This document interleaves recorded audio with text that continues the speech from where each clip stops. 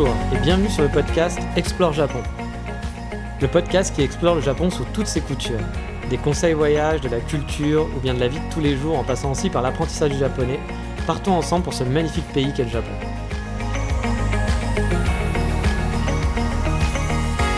Bonjour à tous, aujourd'hui je vais vous parler d'une ville pas très touristique et qu'on retrouve rarement dans les guides de voyage. Il s'agit de Fukuyama. Et je vais vous expliquer pourquoi ça peut être une bonne idée de rester quelques jours sur place alors que pourtant cette ville n'a pas un charme fou à la base. Mais comme d'habitude, tout d'abord, commençons par situer un petit peu la ville. En gros, elle se situe entre Osaka et Hiroshima. Elle possède une gare Shinkansen, ce qui lui apporte un gros plus pour des trajets de vacances et c'est même pour ça qu'on va apprécier cette ville. D'Hiroshima, vous êtes à peu près à 20 minutes en Shinkansen, donc vraiment proche, et il faut compter par contre 2 heures en train local. D'Osaka, il faut compter à peu près 1h15 en Shinkansen et un peu moins de 4 heures en train local. Là, ça devient un petit peu compliqué. Mais si vous avez un JR Pass, vous pourrez vous balader en Shinkansen. Et donc, comme vous pouvez voir, 20 minutes, 1h15, c'est très simple d'accès. Mais vous allez me dire, bon, t'as pas été très vendeur pour l'instant sur la ville, qu'est-ce qu'on irait faire là-bas ? Car oui, comme je vous l'ai dit, la ville n'est pas vraiment touristique. Mais déjà, même si vous ne voulez pas loger sur place, vous pouvez juste faire une chose, c'est sortir de la gare. Si par exemple vous êtes dans un trajet d'Osaka qui va jusqu'à Hiroshima, et aller visiter son petit château qui donne directement sur la gare. C'est vraiment à 2 minutes. Il suffit de sortir de la gare, vous avez un petit escalier à monter et vous arrivez sur le château de Fukuyama. On ne peut pas faire plus proche comme attraction, c'est vraiment juste à côté de la gare. Et c'est vraiment l'attraction principale de la ville a priori.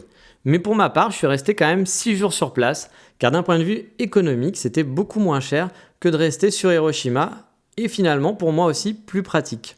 J'ai eu un hôtel en gros pour 30 € la nuit. Bon, c'était pas du grand luxe, c'était pas un hôtel qui était magnifique, mais il faisait le job et c'était propre. Et il était seulement à 2 minutes à pied de la gare. Donc pour des day trips et partir un peu à droite à gauche dans la région d'Hiroshima, c'était franchement idéal. Car oui, la ville elle est un petit peu plus loin d'Hiroshima, entre Hiroshima et donc Okayama on va dire, ou Osaka. Et donc ça vous rapproche du coup d'autres spots à visiter que si vous étiez resté sur Hiroshima. En 6 jours, par exemple, je suis allé une journée sur Hiroshima, j'avais un JR Pass, donc je pouvais y aller seulement en 20 minutes. J'ai même pu aller sur l'île de Miyajima assez facilement, sans trop de soucis, en moins d'1 heure porte à porte. Voilà, parce qu'arriver une fois à la gare de Hiroshima, il y en a à peu près pour 30 minutes de mémoire pour aller jusqu'à Miyajima. Je suis allé aussi sur la fameuse île aux lapins, dont j'ai fait un podcast il y a peu de temps. Et franchement, c'est assez pratique pour y accéder. Et le trajet, en plus, en train local de Fukuyama est vraiment magnifique, car il longe la côte. Et on a le droit à de beaux paysages avec la mer, des îles. C'est vraiment super chouette. Je me souviens avoir été gaga devant les fenêtres à regarder le paysage, quoi. J'ai pu aussi aller dans un autre de mes coups de cœur très facilement, et je vous en ai déjà parlé plein de fois. Il s'agit d'Onomichi. C'est à seulement 20 minutes, finalement, en train local. Oui, seulement 20 minutes. Et sinon, c'est 8 minutes en Shinkansen. Donc voilà, c'est vraiment très proche.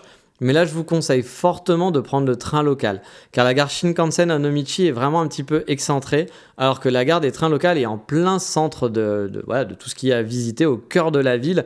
C'est 10 fois mieux d'arriver par le train local. Après, si vous n'avez pas le choix et que vous devez venir en Shinkansen, prenez le Shinkansen, c'est pas la mort non plus. Mais là, si vous êtes à Fukuyama, honnêtement, prenez le train local parce que 20 minutes, ça se fait très rapidement. Vous n'êtes pas à 10 minutes près. De toute façon, je pense que de la gare Shinkansen, si vous prenez un bus ou autre, vous en aurez au moins pour 10 minutes, un quart d'heure pour vous retrouver dans le centre. Donc autant prendre le train local. Et tout proche de Fukuyama, il y a aussi le joli petit village de pêcheurs qui s'appelle Tomonoura. Pour s'y rendre, il suffit de prendre un bus direct en 40 minutes de trajet. Ce petit village de pêcheurs en fait est connu car les studios Ghibli, ou Ghibli, ça dépend comment on le prononce, se seraient inspirés du village pour son animé Ponyo. Donc pour ceux qui ne sont pas contre un peu de trajet, j'ai pu aussi aller sur l'île de Shikoku à Takamatsu, connu pour avoir l'un des plus beaux parcs du Japon. Et pour le coup, c'est vrai, le parc est sublime. Là, il faut compter par contre 2 heures en train. Mais ça peut se faire en une journée sans problème en se levant tôt. C'est ce que j'ai fait et j'ai pas eu de soucis. J'ai eu le temps quand même de passer un bon moment à Takamatsu. Mais ça fait un gros day trip. Quand vous en avez pour 2 heures de trajet aller et 2 heures retour, il faut quand même prévoir un petit peu large. Mais ça se fait.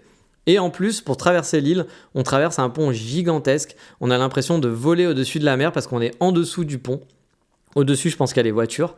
Et ça dure vraiment très longtemps, de longues minutes. C'est sublime. J'ai adoré ce trajet en train. J'en garde un super souvenir. Le trajet était magnifique de traverser, de faire cette longue traversée On a l'impression, on n'est pas suspendu parce qu'on est quand même sur des rails, mais on est voilà, en dessous d'un pont. Et il y a voilà, on voit les îles, la mer, ça dure très longtemps. C'était vraiment magnifique. Donc si vous avez l'occasion de passer par là un jour, préparez votre appareil photo pour faire quelques petites photos sympas, vous ne serez pas déçus. Chose que je n'ai pas faite quand j'étais à Fukuyama, mais vous pouvez aussi vous rendre à Okayama, qui a elle aussi l'un des plus beaux parcs du Japon, avec un très très beau château aussi. Vous pouvez aussi vous rendre à Kurashiki, qui est pas très loin non plus, avec son vieux centre historique qui est traversé par une petite rivière. C'est tout mignon, on l'appelle, comme beaucoup de villes au Japon, on l'appelle le petit Kyoto, voilà, ou le petit Venise aussi. Enfin, il y a plein de surnoms un peu à la con, mais c'est vraiment chouette de passer, et c'est pas très loin, encore une fois, en train de Fukuyama. C'est facile d'accès, vous pouvez le faire en day trip. Alors après, c'est vrai que la ville en elle-même de Fukuyama, elle n'est pas super extraordinaire, mais je la trouve vraiment bien placée, car il y a plein de spots à visiter qui sont proches, et il y a pas mal d'hôtels qui sont proches de la gare. Par contre, pour les amoureux des Airbnb, moi quand j'y suis allé il y a 2 ans, ou 3, c'était 2 ans je crois, par contre là c'est un peu le néant. Mais pour les hôtels, un peu cheap, vous serez content, c'est une solution qui est super économique pour faire des day trips. Alors vous pourriez faire pareil en étant à Hiroshima, hein, bien sûr. Hiroshima finalement c'est 20 minutes de Shinkansen, donc ça fait 20 minutes d'écart. Mais je pense que là vous pouvez être vraiment proche de la gare, alors qu'à Hiroshima peut-être que votre hôtel, pour un budget un peu similaire, sera peut-être un petit peu plus éloigné, donc vous aurez de la marche à faire en plus, etc. C'est sûr que la ville sera beaucoup plus chouette à Hiroshima pour la vie nocturne qu'à Fukuyama, ça j'ai aucun doute là-dessus. Mais voilà, si vous avez un budget limité et que vous voulez un petit peu rayonner autour d'Hiroshima et pas juste rester à Hiroshima, je pense que Fukuyama peut être vraiment une super option pour ça.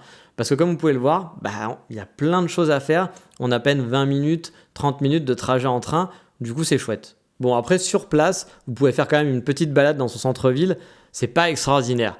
Comme je vous disais, l'attraction principale, ça reste le petit château qui donne vraiment sur la gare. Il est à 1 minute à pied de la gare. Donc on le voit même en passant en fait en train. On peut pas le louper.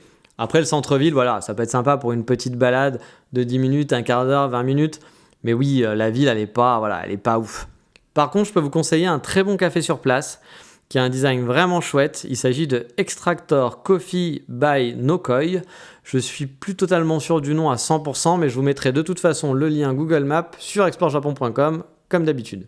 Alors vous allez peut-être me demander comment m'est venue l'idée d'aller à Fukuyama pendant mon voyage, parce qu'encore une fois, c'est vrai que c'est pas... Je pense que vous verrez rarement Fukuyama dans les guides touristiques.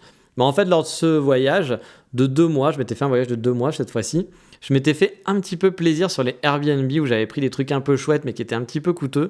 Et du coup, il fallait que je fasse vraiment quelques économies pour une partie du trajet. Et c'est pour ça que je suis parti sur l'option Fukuyama. Et finalement, j'ai pas été déçu. Moi qui adore Onomichi par exemple, je pouvais y aller quand je voulais. C'était à seulement 20 minutes. Même sur le chemin de retour, après un day trip, pour passer 1 heure ou 2 sur place, vu qu'il faut que 20 minutes en train, comme je vous le disais, c'est largement jouable. Et même si la vie n'est pas franchement attrayante, c'est vraiment pratique pour aller un peu partout. Et lors de mon voyage précédent, j'étais resté 2 jours par exemple à Okayama, qui est une ville plus grosse, plus attractive. Mais au final, j'ai trouvé que rester à Fukuyama, c'était quand même plus pratique, plus chouette.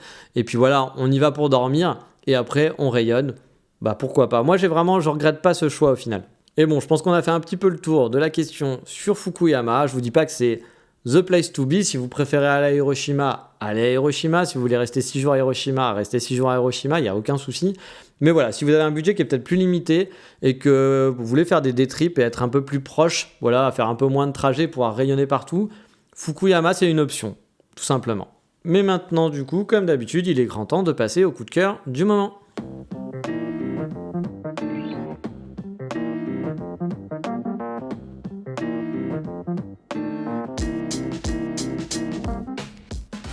Et le coup de cœur du moment, c'est une valise. La valise de Biroy, ou Biroy, je ne sais pas, ou Beroy, Beroy, je ne sais pas comment on le prononce, mais pour moi, ça se prononce Biroy. B-E-R-O-Y, oui, la valise de Biroy. En gros, c'est le compte Instagram d'une fille sympathique qui est actuellement au Japon pour apprendre le japonais et qui est donc une grande fan de Japon, comme vous et moi, vous vous en doutez. Elle est actuellement à Kyoto et je ne l'ai jamais rencontrée. Mais je la suis depuis pas mal de temps sur Instagram et vous pouvez découvrir ses aventures via de jolies photos et un Japon peut-être différent que ce que vous pouvez voir sur par exemple mon compte Instagram. Parce qu'elle aime beaucoup participer à des activités culturelles, du coup vous pouvez découvrir avec elle une certaine facette du Japon. Moi, c'est ça aussi que j'aime bien en suivant des gens sur Instagram ou même sur des podcasts, c'est qu'on n'a pas tous la même vision du Japon, on n'aime pas tous la même chose au Japon. Et mes photos, par exemple, ce que je vais aimer au Japon ne va pas être la même chose que ce que d'autres vont aimer au Japon. Moi, pendant très longtemps, j'adorais les figurines, par exemple. Les figurines, les mangas, j'étais un gros collectionneur, je lisais énormément de mangas tous les jours.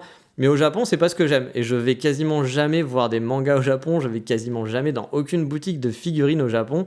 Moi, le Japon que j'aime, c'est plus le Japon des paysages ou le Japon des coffee shops, le Japon de tous les jours.